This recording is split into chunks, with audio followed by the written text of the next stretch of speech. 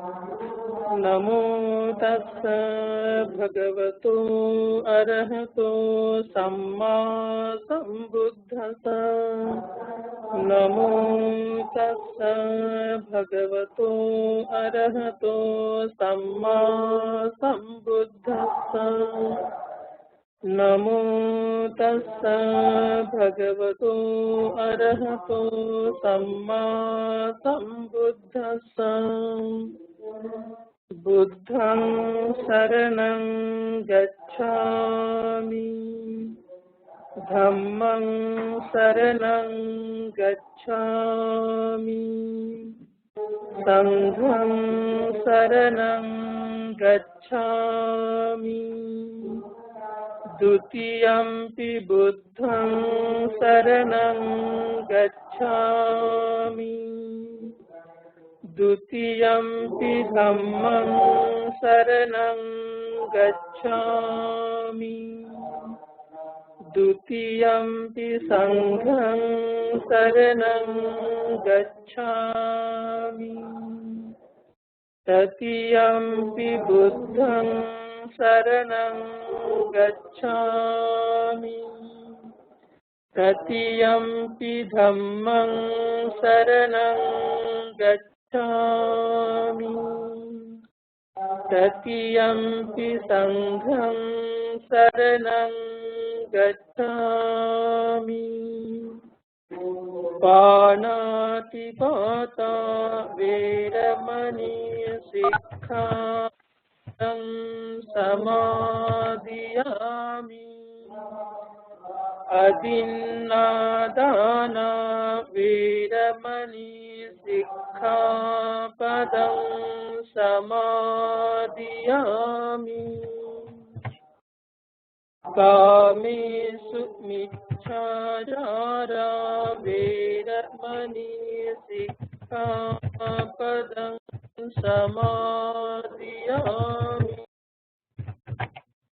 मुसावादा वेरमणि सिक्खापदं समादियामि।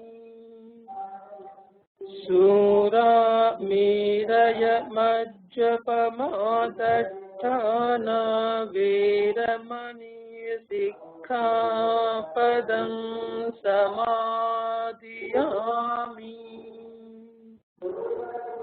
इमानि पञ्च सिक्खापदानि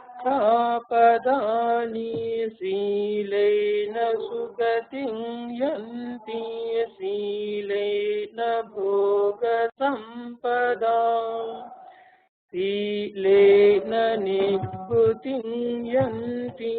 तस्मात् शीलं विशोधयेत्। साधु साधु साधु। नमो तस्स भगवतो अरहतो सम्मा संबुद्धस्स। नमो तस्स भगवतो अरहतो सम्मा संबुद्धस्स। नमो तस्स भगवतो अरहतो सम्मा संबुद्धस्स। इति पिसो भगवा अरहं सम्मा संबुद्धो। आचरण संपन्नो सुगतो लोकविदु अनुत्तरो। पुरिस धम्म सारथि दत्ता देव मनुष्यानं। बुद्धो भगवति स्वाख्यातो भगवता धम्मो संदिष्ठितो अकालिको।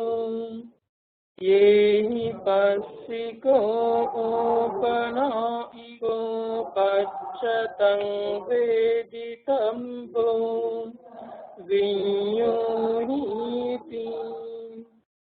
सुपटिपन्नो भगवतो सावक संघो उजुपटिपन्नो भगवतो सावक संघो न्यायपटिपन्नो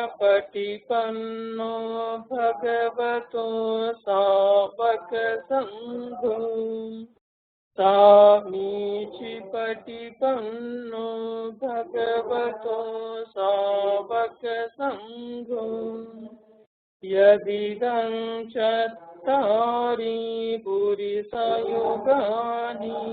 अट्ठपुरिसपुग्गला एष भगवतो सावक संघो आहुनेयो पाहुनेयो दक्षिणेयो अंजलिकरणीयो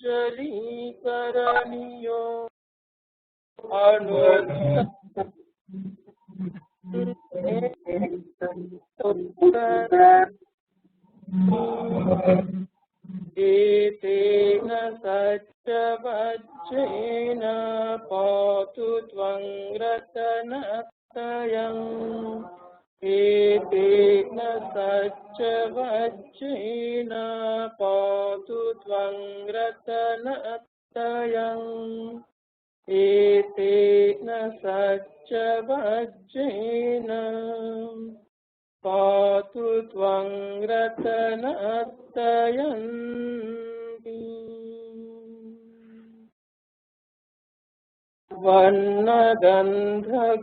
वर्णगन्धगुणोपेतं एतं कुसुमसन्ततिं पूजयामि मुनिन्दस्य सिरिपादसरोरुहे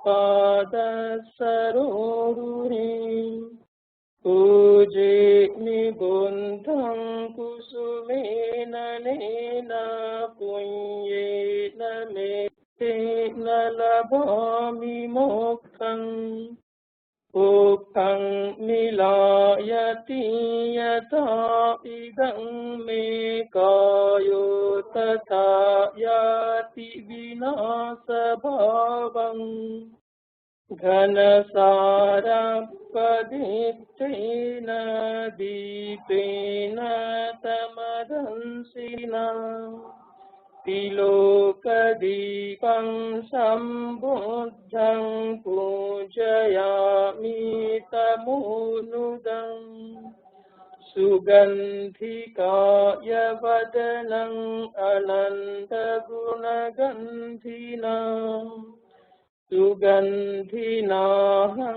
गन्धेन पूजयामि तथागतम् बुद्धं धम्मं च संघं सुगततनुभवाम् धातवो धातु गम्भे लङ्काय जम्बुदीपे तिदसपुरवरे नागलोके च धूपे सम्बे बुद्धस्य बिम्बे सकलदशदिशे केसलोमादिधातु वन्दे सम्बेऽपि बुद्धं दशबलतनुजनं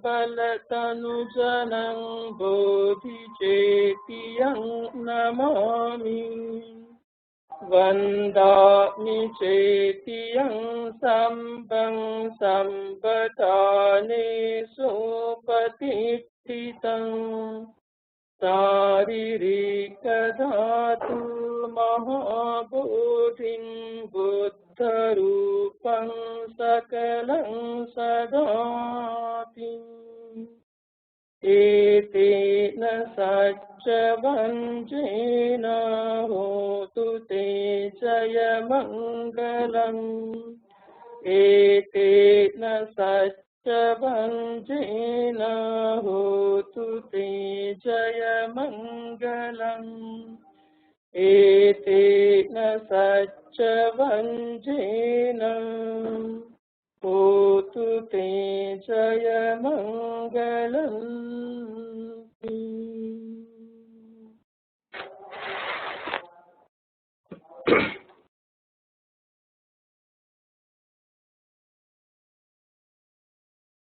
सुखो बुद्धानं उपादो सुखासन्धम्मदेशना सुखासङ्घस्य सामङ्गी समगानं तपो सुखो।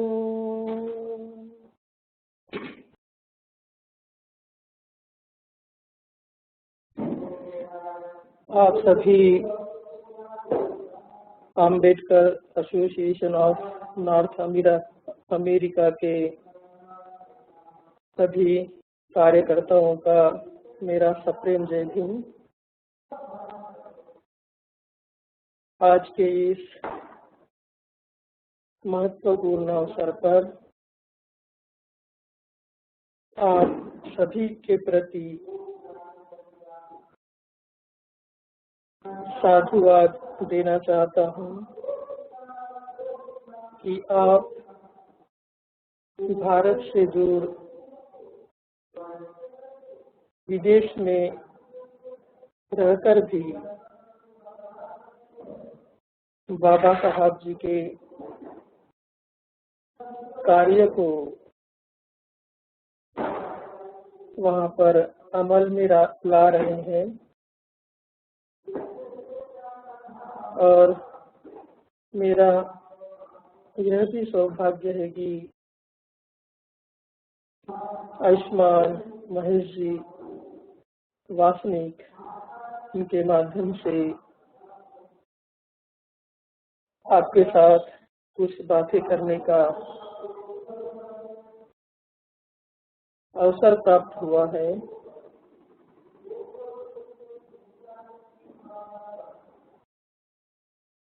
आज हम बाबा साहब अम्बेडकर जी ने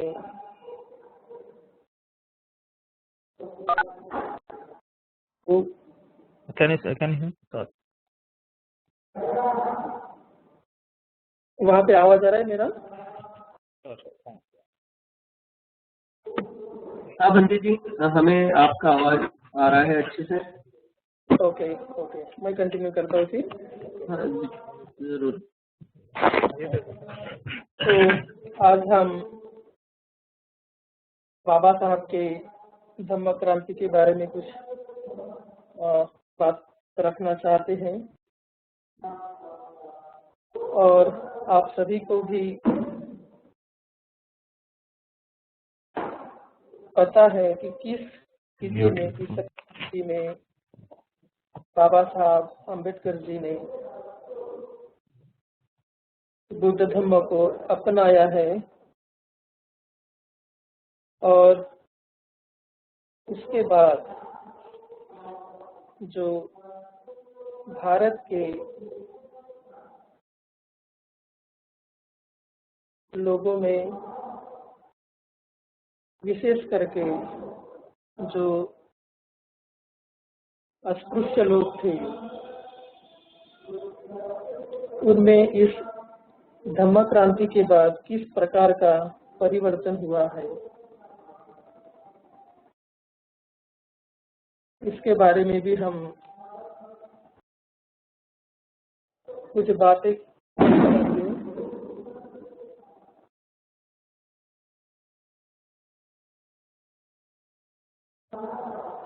जहाँ तक बाबा साहब और बुद्ध को मानने की बात है,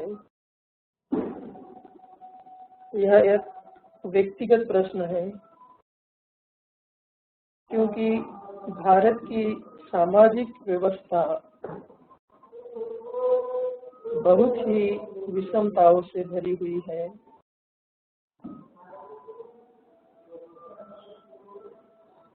और इसी के साथ साथ भारतीय समाज में जाति व्यवस्था का बहुत ही बोलबाला है और यहाँ पर हर एक जाति दूसरे जाति को अपने से श्रेष्ठ या कनिष्ठ मानती है, इसलिए भी उनके आचार और विचारों में भी हमें बहुत अंतर दिखाई देता है। जहाँ तक बाबा साहब को मानने की बात है, भारत में अनेक जाति संप्रदाय के लोग बाबा साहब को तो मानते हैं, परंतु उनके द्वारा अपनाया गया बौद्ध धर्म को बहुत कम लोग मानते हैं।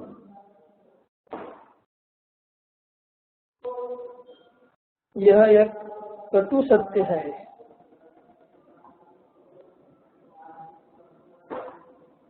इसलिए हम देखते हैं कि भारत में बाबा साहब के जाने के बाद बौद्ध धर्म को लेकर ऐसा कुछ बहुत पैमाने में बदल दिखाई नहीं देता। और यह भी एक सत्य है कि जिस किसी को भारत में बौद्ध धर्म का कार्य करना है, उन सभी को बाबा साहब का नाम लिए बगैर कार्य करना भी असंभव है।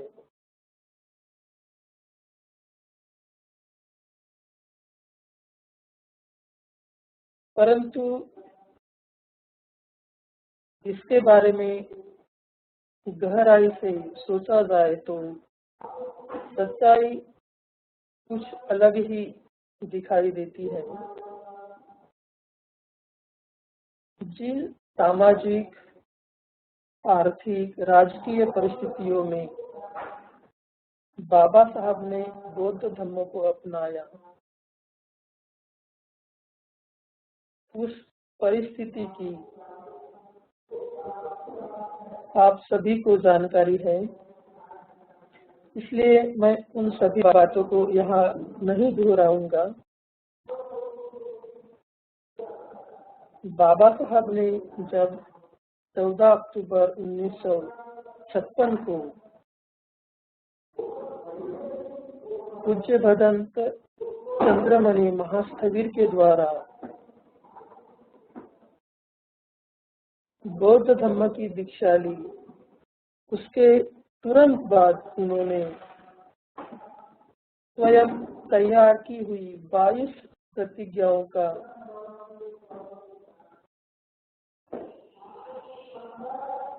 पाठ किया और बाद में उन्होंने इन्हीं प्रतिज्ञाओं के साथ सामने बैठे लाखों अनुयायियों को उन्होंने बौद्ध धर्म की दीक्षा दी।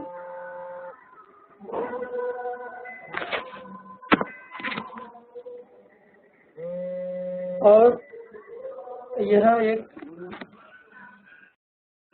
बहुत ही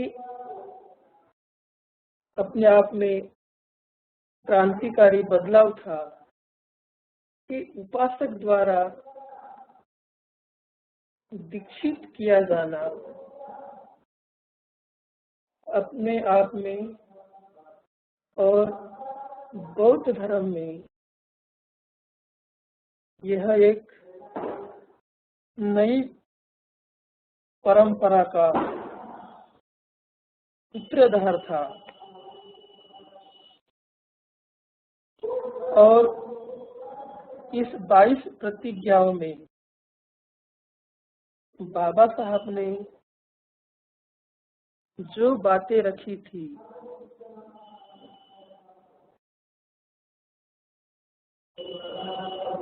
कि हमें किस प्रकार से अपने मानसिकताओं को बदलना है, हमारे विचारों को बदलना है, हमारे मन में परिवर्तन लाना है। और जब तक हम इस प्रकार का बदल, जिसको बाबा साहब ने नोशनल चेंज कहा है, ये हमें सांकल्पनिक बदल जो है हम में लाना है। और जब तक हम इस प्रकार का अपना मत परिवर्तन नहीं करेंगे, विचार परिवर्तन नहीं करेंगे, मन को परिवर्तित नहीं करेंगे, तब तक हम बुद्ध को स्वीकार नहीं कर सकेंगे या फिर बुद्ध के तत्वों पर नहीं चल सकेंगे। इसलिए बाबा साहब ने यहाँ पर 22 प्रतिज्ञाओं में कुछ बातें जो है हिंदू धर्म के परंपरा के विरुद्ध, उनके विश्वासों के विरुद्ध ऐसे कुछ प्रतिज्ञाएं जो है उस समय बाबा साहब ने अपने लोगों को दीक्षित करते समय उनसे कहलवाया। और उसके बाद जो है बुद्ध के तत्वों को अपनाने के लिए यानी बाबा साहब ने कुछ बातें छोड़ने के लिए कहा और कुछ बातें जो है अपनाने के लिए कहा। और उसके बाद में उन्होंने इन्हीं प्रतिज्ञाओं में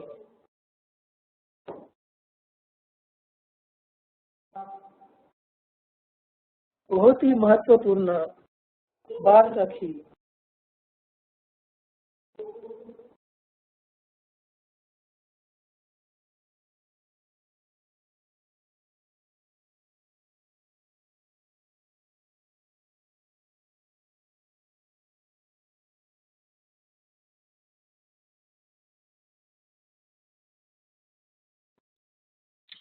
Sanjay ji, hello hello Sanjay ji, we are not able to hear you. आपका आवाज नहीं सुनाई दे रहा है हमें। अगर माइक माइक चेक कर लीजिए, माइक चेक करना आपके साइड का।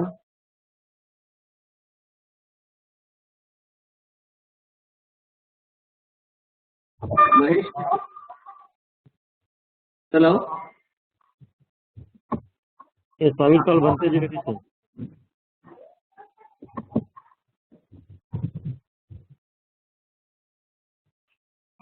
Mahesh, what did you say? I'm going to call Bhante ji right Okay. away. Okay. Okay. I think there is some maybe net issue. I think. Okay. Okay. And he was